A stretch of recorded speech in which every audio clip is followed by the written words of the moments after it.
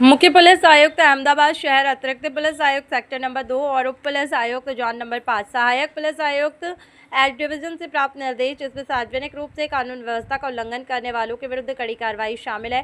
प्रत्यक्ष मार्गदर्शन और निर्देशों के आधार पर कानूनी कार्रवाई के संबंध में प्राप्त सूचना के आधार पर हमारे पुलिस निरीक्षक डी राणा नौना ने 2 सितंबर 2025 सुबह लगभग 4:30 बजे आरोपी गोमतीपुर शराब की चौली के पास एकत्रित हुए।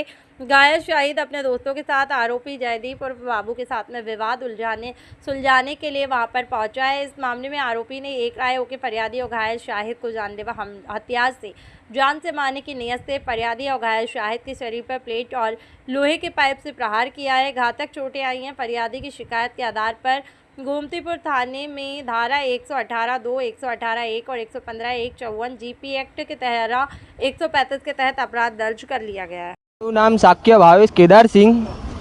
શું બનાવ બન્યો હતો અને કેટલા વાગે બન્યો હતો અને કઈ તારીખે બનાવ બન્યો હતો? બનાવ 2 તારીખે બન્યો હતો ને રાતે 4:30 વાગે 4:45 વચ્ચે બનાવ બન્યો છે। શું ઘટના શું હતી ભાવેશભાઈ? શરૂઆત કેવી રીતે થઈ? મારે હું મેદાનમાં હતો, સિગરેટ પીવા ગયો હતો તો મેં બાબુ જોડે માચીસ માંગી તો એ લોકો પીવા બેઠેલા હતા, 4 જણા હતા પીવામાં, તો એ ગાળો ગળોજ કરી તો મેં કીધું કે તું ગાળો ના હાલ, તો એ ડાયરેક્ટ કૂતરીને મને ધક્કો માર્યો અને પછી મારા જોડે હાથ ચાલાકી કરી તો હું ત્યાંથી દોડીને અહીંયા રોડ ઉપર આવ્યો તો મને મહેશ મળ્યો તો મેં મહેશને આ બધી વિગત બતાવી કે મારા જોડે આવું થયું તો મહેશે કીધું કે તું ટેન્શન ના લે, હું તારું બધું પતાવી દઈશ।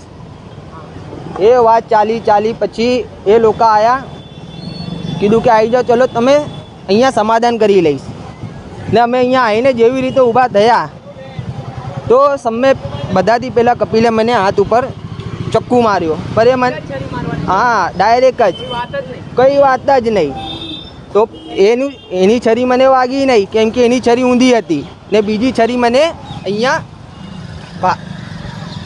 વાગી તો હું તુરંત ઉતરીને પોલીસ સ્ટેશનમાં દોડ્યો તો મેં કીધું કે ત્યાં ડોનને એ લોકો છરી મારી છે, તમે ખસો તો પોલીસ સ્ટેશનમાં કોઈ હતું નહીં તો એ લોકોએ આમ કીધું કે પોલીસ સ્ટેશનમાં કોઈ છે નહીં તો અમે આવી શકતા નથી।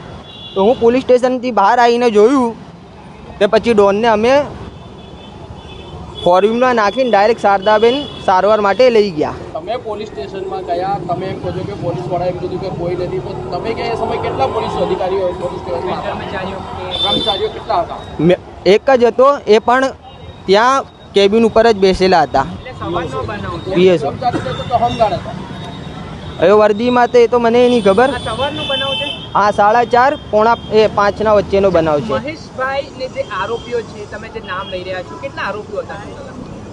આરોપીઓ મારવામાં તો મેં બાબુ, કપિલ ને વિક્કી ચરસી, આ લોકોને 3ના હાથમાં મેં છરી જોયેલી છે।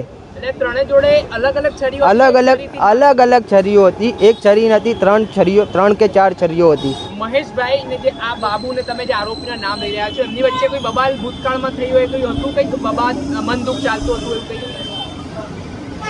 કઈ? એ તો મને આરોપીઓનો તેનો ધંધો હતો, એ લોકો અહીંયા બેન દારૂનો માલ કટિંગ કરતા હતા।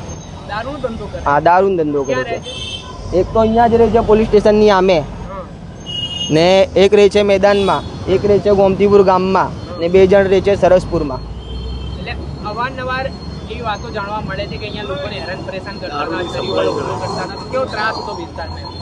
આ રહ્યા લોકોને પૂછી લો તમે, આ ભાઈની તો લારી અડગાઈ દીધેલી હતી થોડાક ટાઈમ પહેલાં। આ ભાઈની ફરિયાદી પણ છે। આ લારી છે ને, આ સ્ટેશનથી આટલા નજીકમાં જે 50 મીટરનું પણ અંતર નહીં હોય ત્યાં બધું કરતા હતા લોકો? હા આ લારી સળગાઈ 6 મહિના 7 મહિના જેવું થયું ને એના પહેલાં એક 307 એ લોકોએ કરેલી છે બંને ભાઈઓએ।